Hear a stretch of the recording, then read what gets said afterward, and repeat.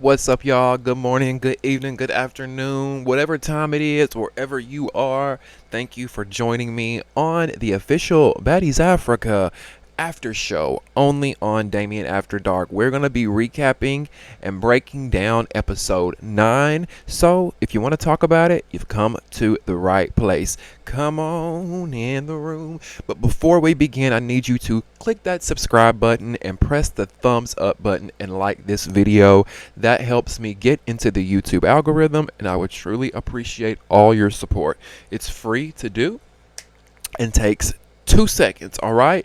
Also, join the conversation. Get in the comment section below and leave me all your thoughts and opinions on what you thought about Baddies Africa episode 9. Who had the original idea for the song "It's a Real Baddie Party, You Cannot Get In"? It's a real bad bitch party. Who had the idea for that song? Was it Diamond the Body and Tinkerbella? Or was it Cold Killer? Sorry. Was it her? And also, what do you guys think about Marissa Danae joining the cast? Celebrity guest Marissa Danae. Leave me your thoughts and opinions below. Okay, baby? Okay. Now, last but not least, if you want to donate to your boy and help us grow and sustain this channel here, in the description box below will be some ways that you can donate using PayPal, Cash App, Venmo, Zelle, and my Amazon wish list. Thank you guys so much for your love and support. I truly, truly, truly appreciate it. Now, without further ado, let's get into it. Now, last week ended with the talent show. And we know at the end of the talent show, the girls got to arguing over who had the original idea for this song, right? We know one version is "It's a Real Baddie Party, You Cannot Get In." And we know that the other version is "It's a Bad Bitch Party, You Cannot Get In." Now, Diamond the Body is saying that that was her and Tinkerbella's original idea. Cold Killer is saying that that's her original idea. Who do you think the song really belonged to? Well, apparently, we see on the episode, Natalie decides to call Tinkerbella to get to the bottom of it. But we know what Tinkerbella is going to say because Tinkerbella is the artist for this song that DTB is on. So, of course, she's going to take DTB's side. And Tinkerbella tells Coach Killer that when she sees her, she's going to beat her ass. She's going to put hands on her. Because, in other words, Tinkerbella's taking it like, oh, this girl is trying to steal my song. Now, I would like to say that it was DTB and Tinkerbella's song first because they were the ones on the show first. They did have the bigger platform first. They were moving and shaking more so before Cold Killer, in my opinion. Now, unless Cold Killer was some known rapper that y'all may have known, I don't know. Let me know in the comments. But if I had to guess, I would probably guess that Cold Killer stole the song from DTB and Tinkerbella, but I don't know. I want to hear y'all's thoughts and opinions on that because if it's one thing that's true, somebody obviously copied that song. Two women don't just decide to randomly come up with the same song, same lyrics, same beat, same everything, right? Now, the talent show turned into American Idol or America's Next Rap Star. I don't know. I thought we were going to get to see some girls get on the stage and show some talents, but I guess everybody thinks they're a rapper or a singer nowadays. Choco Brown ends up being the winner of the talent show, which I can see why. I can see why. Number one, the originality, because Choco Brown performed a song that I guess she had come up with and wrote. And not only was it her own original song, she was one of the only girls that had the room vibing, right? She sang a song that was like, "Bad Black Bitch." That's what she kept saying. Now, I feel wrong even saying that because it sounds kind of, just doesn't sound right to say, but this is just a song that Choco said. And the song is supposed to be about empowering black women, right? And it did. It empowered every black woman in the room. All the baddies were vibing. They liked the song. I liked the song. I thought she did a good job. The bar was low. I'm not gonna lie. When it comes to everybody that auditioned and did this whole talent show, it's not like there was tons of talent in the room. So Choco gets it. She was one of the only few that I was like, Okay, we can give it to her. Now, the girls are in Johannesburg. It's their first night, and they're headed out. Right, they're all in two separate Sprinter vans, of course, because there's not enough room to fit all the girls in one Sprinter van. Now, the new girls are talking about how much Dolly is this natural born hater, and I'm just like, ain't that the truth? Cha, ain't that the truth? This girl was literally mad that the girls were getting their hair done first last episode. Like, who are you? Do you really think you Mariah Carey, sis? Do you? Do you really think you're Mariah Carey? Now, Dolly, when she gets on stage to perform, she performs. I'm sorry, not at the talent show. They get to the club in Johannesburg. It's their first night in Johannesburg. They're at a nightclub. While all the girls are on stage, Dolly decides to perform this diss track that she has that is towards Diamond the Body. So Dolly is performing her diss track, and literally the entire house is against this girl at this point. If you watch the episode and you saw the confessionals, every single girl is against Bad Dolly at this point. Nobody likes her. She's annoying. She is a hater. She doesn't want to see anybody else do good or shine. She thinks she's bigger than this show, and she's not. She looks like Michael Myers. I'm sorry. I'm just, listen.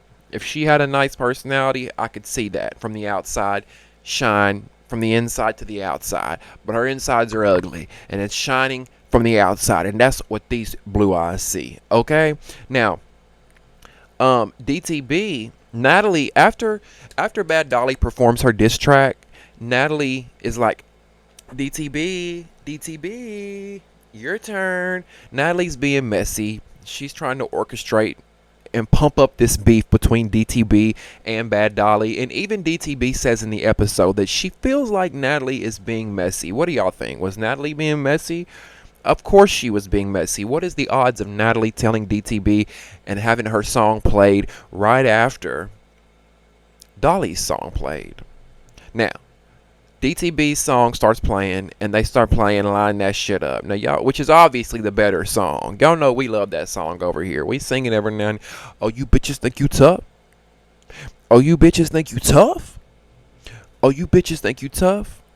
All you pussy assholes can line that shit up. Line that shit up, ho. Line that shit. It's such a catchy song. Like, DTB is a star.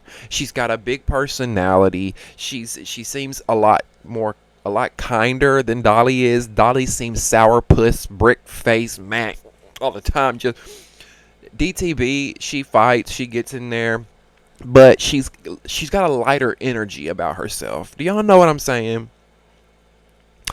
DTB's got a lighter aura. Dolly is just very heavy.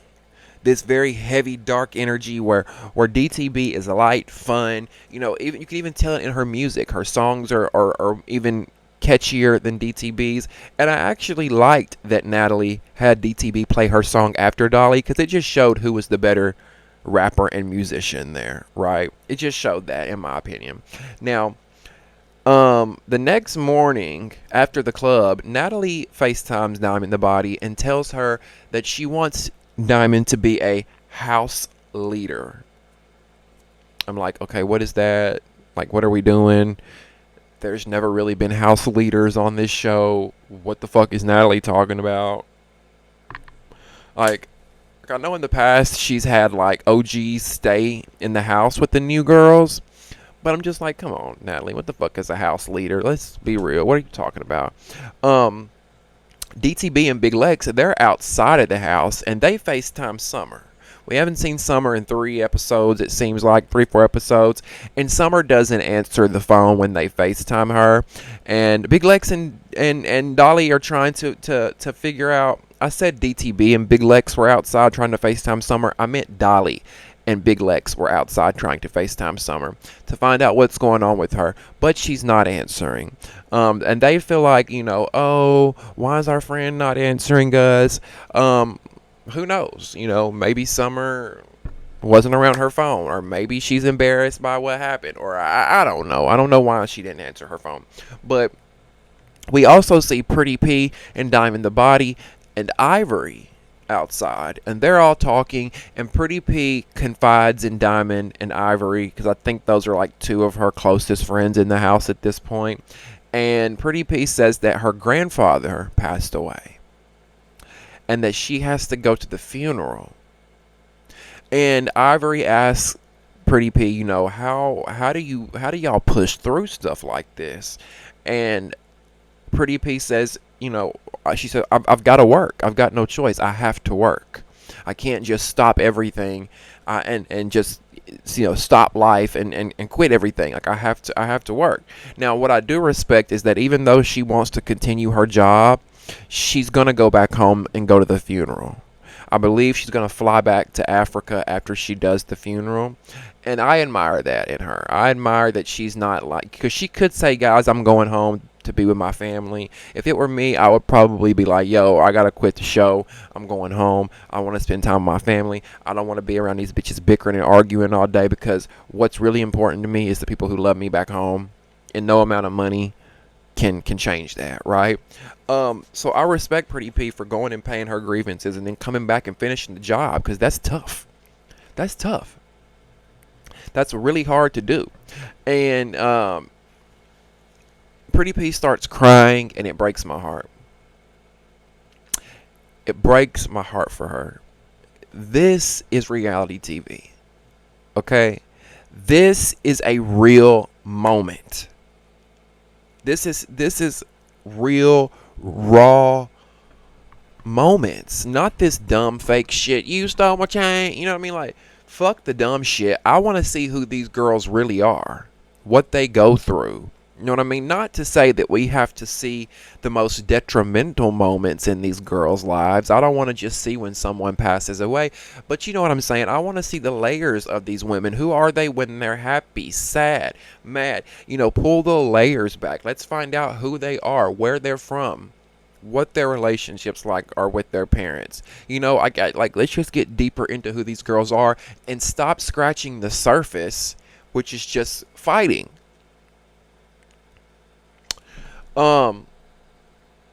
Now, Choco, Fauna, and Elsie, they talk about the talent show.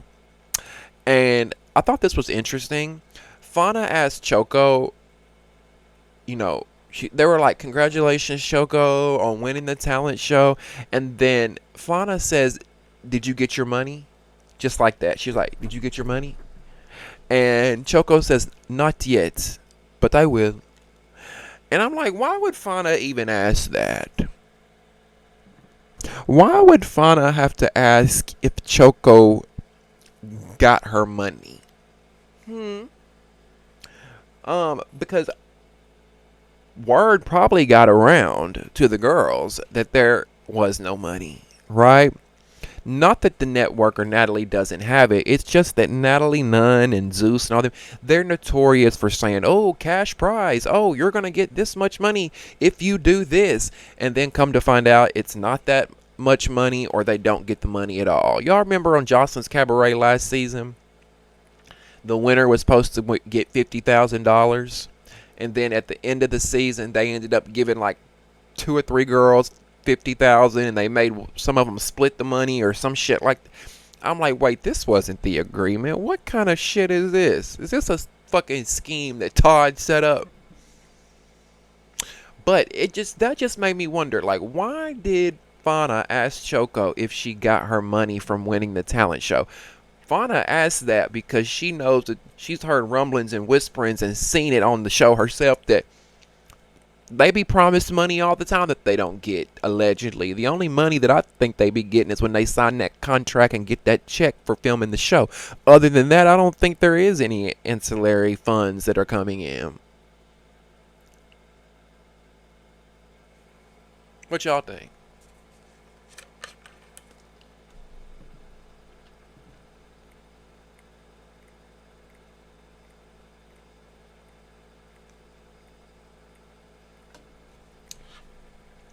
Now, we talked about this a little bit last episode, but Scotty gets back from the hospital Y'all remember she's been gone. She's been at the hospital. Apparently, she had anxiety, which I'm like, really? Anxiety, Scotty? But she says that she had a severe panic attack. I don't want to judge Scotty for that because, listen, I've never had a panic attack, but I've heard that they aren't the best, right? So I don't want to judge Scotty on what she's been going through. Anyway, let's move on. Rolly asked Tavy Baby on the Sprinter van how she feels about LCK and Russian not having her back, not defending her when she was being jumped by Big Lex and Scott and Dolly. Tavy says that she fought for LC. She's like, I've been there for LCK. I fought for her when she needed somebody to fight for her. She said, but I don't expect the same in return from LCK. She said, I only expect LCK to freeze up in situations like that. And listen, I respect that. I respect that because Tavy knows, look, this girl ain't no fighter. Elsie's not a fighter. I don't expect her to jump in and fight for me because she freezes up every time. And she does. We've seen LCK when she gets in positions that are dramatic, tense moments. She either does crazy erratic shit and starts screaming, or she doesn't know what to do. She just looks foolish, right? Which is why I said on last week's episode that I don't think she should even be here. I don't think LCK should even be here, right? Now Tavy says that she did think that Russian Cream would have at least broken the fight up because she says that Russian Cream, since she's got there, has done nothing but preach loyalty. I'm loyal. I'm a ride or die. I've got your back, right? And I can kind of see where Tavy's coming from. Like, you ain't got to fight for me. You ain't got to fight these girls or have my back, but at least try to break the shit up. Do y'all agree with Tavy in that situation, or are you on Russian Cream's side? Do you stand with Russian and be like, look, I ain't got no parts? How do y'all feel about that? Now, on the other Sprinter van, Russian Cream, now, keep in mind, they're all on these, the Sprinter vans are strategic. You got girls who fuck with each other in one, and you got girls that, on another bus that fuck with each other there. They put them on separate Sprinter vans like that so they can talk shit about one another. Occasionally, they'll mix it up so the girls can fight. But on the Sprinter van, Russian Cream is like, Dolly, what's wrong with your eye? I'm like, girl, first of all, Russian, and I liked you, Russian Cream, but you showed your true colors this episode. You're showing exactly why you didn't help Tavy. And it's because you're afraid of Dolly. You've watched this show, Russian. You are a fan. You've watched the show. You know who Dolly is. You're not a fighter. You can't fight worth a fuck. And you don't want to have to fight bad Dolly. So if you can't beat him, what do? Right, squad, you join them. And that's what she's trying to do at this moment. In this very moment, Russian Cream is saying, if I can't beat them, let me join them. I've already got an enemy. Russian Cream has already got an enemy out of Rolly. That whole other Sprinter van are pretty much Russian Cream's ops. All of her enemies. Tavy is her enemy. Rolly is now Russian Cream's enemy. So it's only in her best interest to butter up the big three. Butter up, or should I say the little three. Go butter up the other girls, right? You're afraid of Dolly. You were a fan of this show. You don't want the smoke. So now you want to ride the fence, straddle the fence like it's a dick. That's what you want to do. And I get it. You can't fight. You need some backup. You need somebody in your corner. So now you want to be a part of the quad. You want the little three to turn into the little quad and make it 4.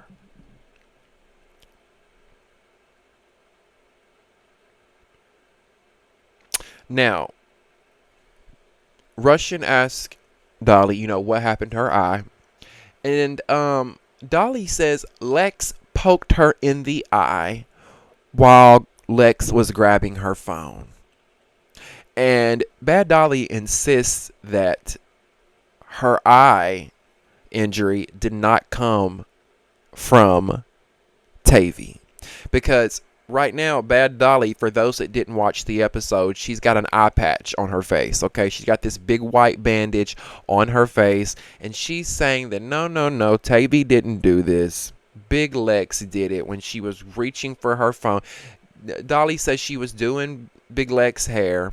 Big Lex reached for her phone and hit Dolly in the eye. You know what that reminds me of? Y'all ever known somebody who's had like a boyfriend or girlfriend or whatever put their hands on them? Y'all know, or maybe y'all been in a situation like that. Maybe you've been in a DV type of relationship to where your boyfriend or your girlfriend or your ex-boyfriend or your ex-girlfriend put their hands on you, and then you get a black eye, and then you go around your family and they say, "What happened, little Johnny? What happened, little Bill?" And then little Bill or little Johnny's like, "Oh, I was in the kitchen and I opened the cabinet and it hit me in the eye." Y'all know, we all know somebody, or we've all done that, where we be in situations and you got a black eye or something and you don't want everybody to know the truth, so you fabricate a lie to try to change the narrative. You think I believe that Big Lex was reaching for her phone and hit Dolly in the eye when we just saw Tavy baby do the 1-2 step with your ass? Okay. Okay. Yeah, that's why you got that eye hid, little mama. That's why you got that eye hid. Let's be real. Um. Now Dolly insists, while she's talking about her eye and all this stuff, she insists that the whole chain situation, her taking the chain from Tavy, was a spur of the moment thing. An open opportunity. She says that she's not jealous. She don't want that chain. It just happened. Girl, tell another lie. You couldn't tell the truth if your life depended on it, sis. You know that it's eating you up inside that you didn't get a Baddies chain, but you can't admit that because your ego won't let you admit that, will it? Your ego won't let you admit that, because that's what a real bitch would do. A real bitch would be in her confessional like, "God damn, Natalie, where's my baddie chain?" Like, "Tavy, I'm happy for you, sis, but fuck, I want my chain too."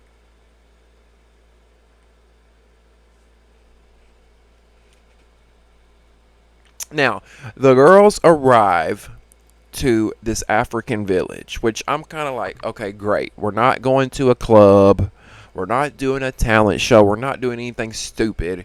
The girls are in Africa. It only makes sense to experience everything Africa has to offer. Now, we've seen them go on a safari, right, with the lions and tigers and bears. Oh my, we saw them go on a safari. Now they're going to an African village. They're going to an African village where they're going to go on this tour and see this tribe and see the tribe's community and, watch these tribal dances and go to the gift shop and see what the people in Africa are wearing. It seems like a really cool experience that I would have been excited to be a part of if you're in Africa, right? So they get to this village and they meet with the Zulu tribe outside, right? They're outside this village. They meet up with the Zulu tribe. The tribe is outside playing the drums. Y'all know we've seen this type of stuff on TV, on social media before. The different African tribes that wear the different, garbs or whatever you want to call it, and the head stuff and the face paint, and they play the drums and they do the dances. We've all seen stuff like that. So that's what's going on right now. They're all doing their thing outside of their little camp. And I'm just thinking, Lord have mercy, Lord have mercy. Here the girls are in the motherland at this sacred moment, at this village. And I'm just thinking to myself, please don't let none of these girls start showing out in front of these folks. Please don't let these girls start fighting in front of these respected people. You know what I mean? They already look at us like dumb Americans. They already look foreigners. And shout out to my foreigners my foreign subscribers, because listen, 20% of my viewers are from Jamaica, baby. Okay, oh, shout out to Jamaica, man. Um, Listen, where my foreigners at? Most foreigners, those foreign to America, they look at America. Not all of them, but a lot of them look at Americans like they're dumb and they're lazy. And to be real, I don't blame them. Have you seen a lot of Americans? Dumb and lazy, okay? Uh, Now, before they really go into the village, before they really indulge, Natalie tells the girls about Pretty P's situation, and she lets them all know, what's going on. Pretty P's lost her grandfather. She's probably going to go home for the funeral. We see all the girls come together and hug Pretty P, which makes me feel really good for her to know that she has that support, right? That made me feel really good for her to know that none of these girls were salty. They put their pride aside if they had any issues with Pretty P, which I don't think anybody even has any issues with Pretty P. She hasn't been fighting a lot this season, and I'm okay with that. Look, Pretty P could come on every season and not fight, and I'm okay with that, okay? And let me tell you what it is. Tell you why I love Pretty P?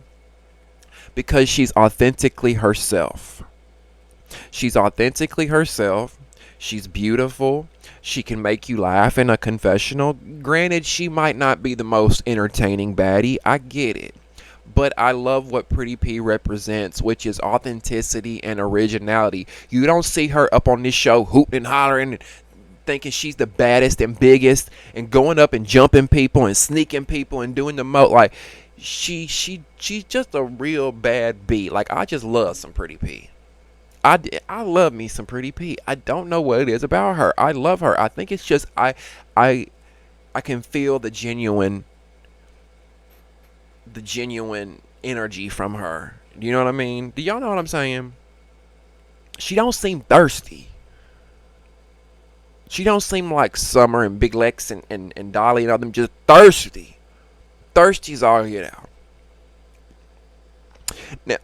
Now also, before they go in the village, Natalie tells all the girls that their celebrity guest will be joining them tonight. The first ever celebrity guest on Baddies Africa this season will be joining the girls tonight. And I just know all the girls were thinking, oh my God, who could this be, right? Oh my God, who is this celebrity guest? Keyword, celebrity guest, right? You expecting, I don't know, somebody that's actually famous to get out of the car. But we meet Marissa Danae, okay? And let me tell you what Marissa Danae is famous for. Marissa Danae is famous for lying on her back, having a rapper inject semen into her coochie, birth a child, and voila, you're a celebrity. Where they do that at? Only in America, okay? Again, that's why foreigners think we're lazy and dumb. Only in America can you get knocked up by a rapper, an athlete, a singer, an actor, and now you're a celebrity, bitch. Because let me tell you, if I was one of the baddies and Natalie said our celebrity guest is joining us, and I look up and Marissa Danae is walking out, I'm gonna be like, who? Who is the celebrity? I see the celebrity's assistant, but where is the celebrity? Oh, Marissa Danae is this? Oh, bitch, I thought she was the assistant. No shade, Marissa's a cute girl, but she don't give me star. Nothing about Marissa Danae is screaming star. Okay? She's a pretty girl, but nothing about her look gives me star. She gives me regular Joe Schmo down the corner. I know girls who live down the road from me who look like her.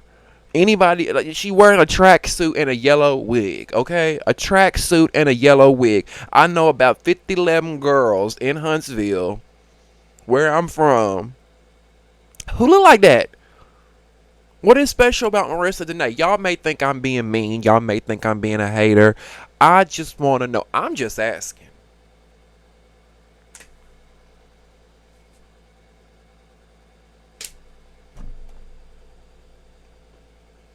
Can we stop calling folks celebrities that don't have a talent?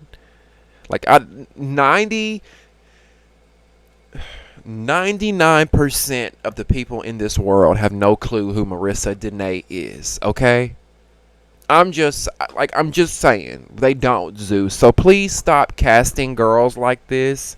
Like, if anything, Marissa should have been a normal cast member, right? I could have been down with that if Marissa would have been just a regular baddie cast member. But the fact that they brought her in on episode 8 as a celebrity cat.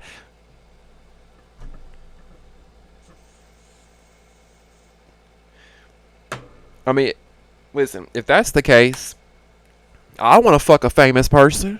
Shit, make me a star overnight. The fuck? Um,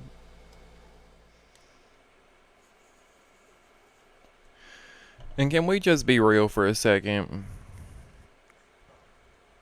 When it comes to Marissa Dene, I don't like the way she be putting on. Like, I don't know if she really talk like that or, but I just feel like she putting on for the camera.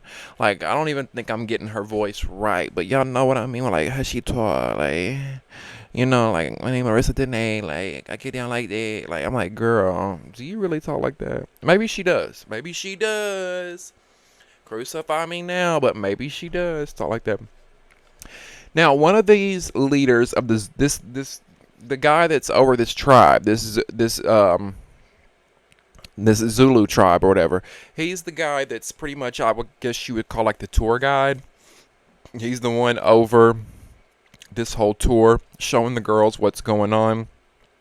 He takes them through their camp or whatnot, and I enjoyed listening to him speak and educate the girls on how things are done in Africa.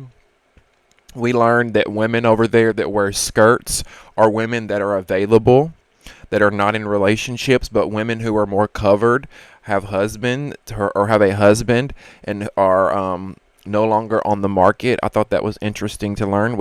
I didn't really know that. Um, I want more of this. We need more of this type of content on the show. A balance, something to balance out the fighting. You know what I mean? And then I feel like the show would be more digestible if they had more things like this to balance the show out. You know what I mean? Uh, I know y'all probably gonna think I'm crazy, but I thought the little Zulu tribe leader, he was kind of cute. I like a man older than me. I like a man with a little bit of a belly. And I don't like a man that's I don't like a pretty boy. You know what I'm saying? Like, a lot of guys, people fall for guys that are, like, super cute and pretty in the face. But I like a man that's handsome, but, like, not super cute handsome. Does that make sense? Like Travis Scott, for an example, the rapper Travis Scott. People have always said he was ugly, but I think he's, like, ugly cute. I don't even think he's ugly. I think he's just like a odd beauty, if that makes sense. Wendy Williams used to call them odd beauties, and that's a good way to put it. Now, the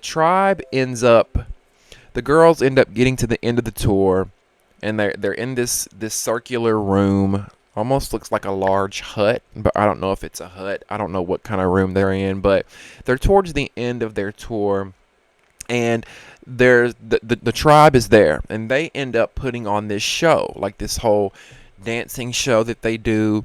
Y'all know how they do in Africa and these tribes and whatnot. They put on these shows. I don't want to say it's a ritual, but it's sort of like a celebration almost, and they're dancing, they're doing their thing, performing for the girls. And when I tell y'all, Big Lex gave me such secondhand embarrassment, I could have gagged, bitch. Okay, they're all the way in Africa. They're watching this show. And all of a sudden, Big Lex jumps up from her seat and goes down where they're all dancing. And she decides to start dancing and doing the splits and all this shit. And I'm just like, really? Really, Big Lex? Do y'all really have to be the center of the tension of everything? You're already on this show. You already got a camera following you every day. Can you not give these people 10 minutes of your undivided attention and let them perform for you and show them Let them show you what they're trying to show you while you're here in their country. But no, Big Lex can't stand that she's not the center of attention, and it's not about her and Bad Dolly and Summer. So she runs down there and starts twerking and doing the split. And it's like, again, this is why they call us dumb Americans. Sit down, Lex. Galloping like a giraffe.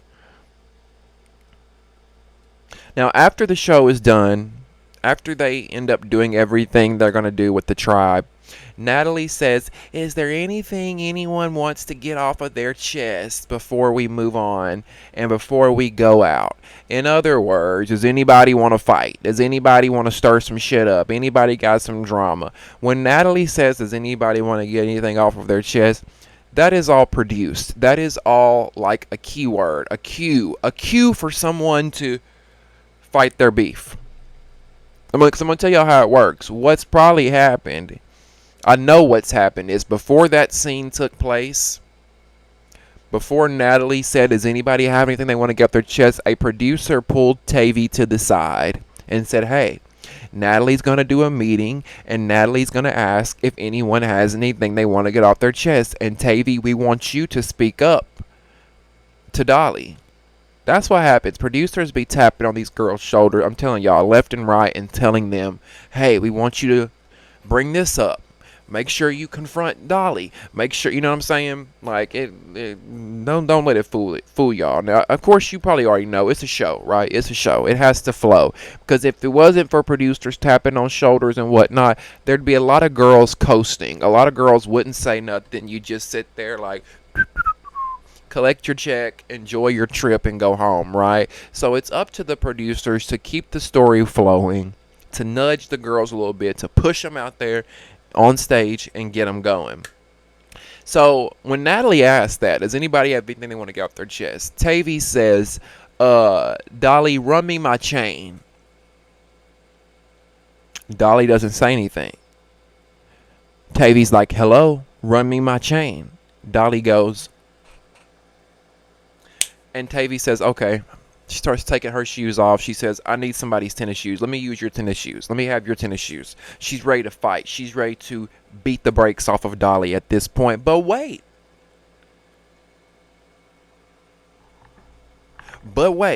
Not so fast. Because all of a sudden, Big Lex stands up and decides she wants to take a page out of the good old Anna Wack playbook, which y'all know what that is. Y'all know what Anna Wack's favorite things always were, right? Tag team, sneaking, jumping, and throwing objects. And this time, Big Lex decides to take the page of tag teaming out of Anna Wack's book and says she's going to tag her friend Dolly and fight for her.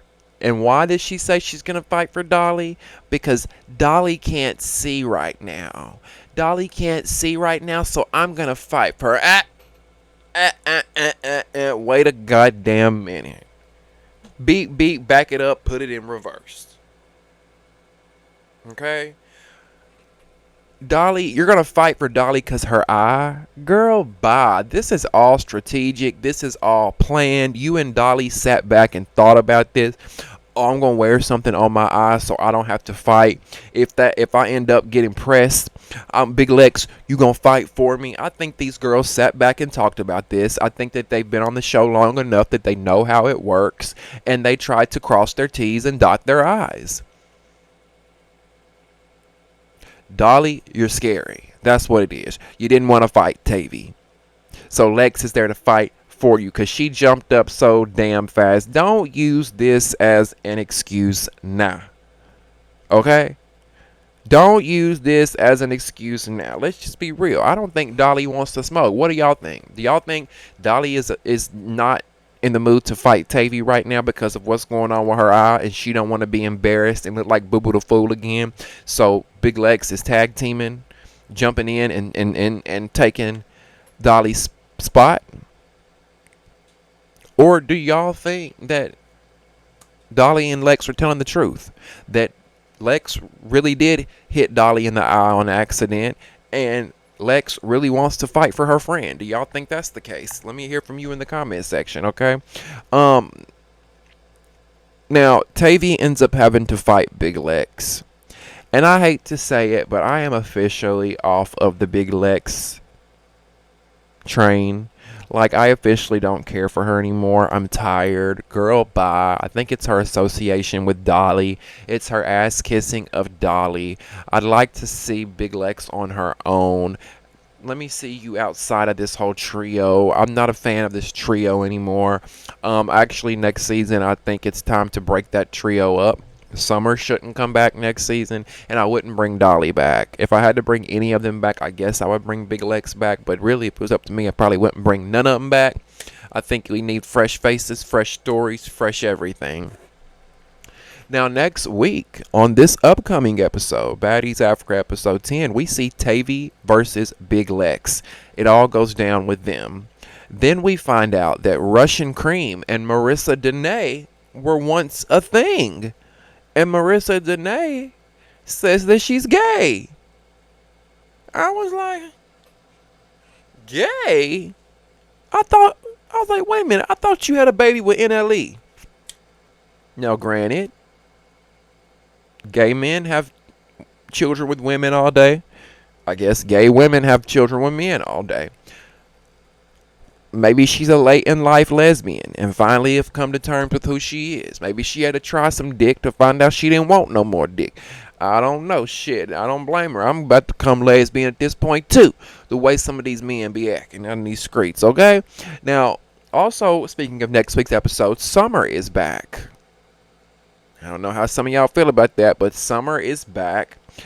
We also see Russian being a kiss-ass follower next week as she butters up to the little three, Summer, Big Lex, and Bad Dolly. She's now buttering them up and trying to get on their side and, is hanging out with them. And now I see what Rolly was talking about when Rolly checked you, Russian Cream, in that Sprinter van. Rolly said she didn't like you because you seemed like a kiss ass and a follower. And now I see what she's talking about. And I'm sorry, Rolly, that I clocked you during that episode a few weeks ago when I said you were being hard on Russian Cream. I didn't like how you were coming after her, but now I see exactly why you were, mama. And this is why I usually roll on Rolly's side, because she's usually on the side of right. Not all the time, but a lot of the times she is, okay? Also, next on the upcoming episode, Tavy Baby and Bad Dolly finally square up regarding her chain. So we're going to watch all that play out. Whose side are you on in this whole chain debacle? Bad Dolly or Tavy Baby? I want to hear your thoughts and opinions. What did you think about the girls meeting up with the Zulu tribe in Africa? What did you think about Big Lex interrupting the dance and going and twerking and doing the splits and doing her own thing? Also, let me know how you felt about Marissa Danae coming on as a celebrity guest. Are you impressed? And let me know if you want Summer to return. Looks like she's going to be returning next week after all, but I'd love to hear if you want her there or not, okay? All that and more on the episode 10 Baddies Africa After Show right here on Damien After Dark. Don't forget to click the subscribe button and press the thumbs up button to like this video. That helps me get into the YouTube algorithm, and it's totally free to do.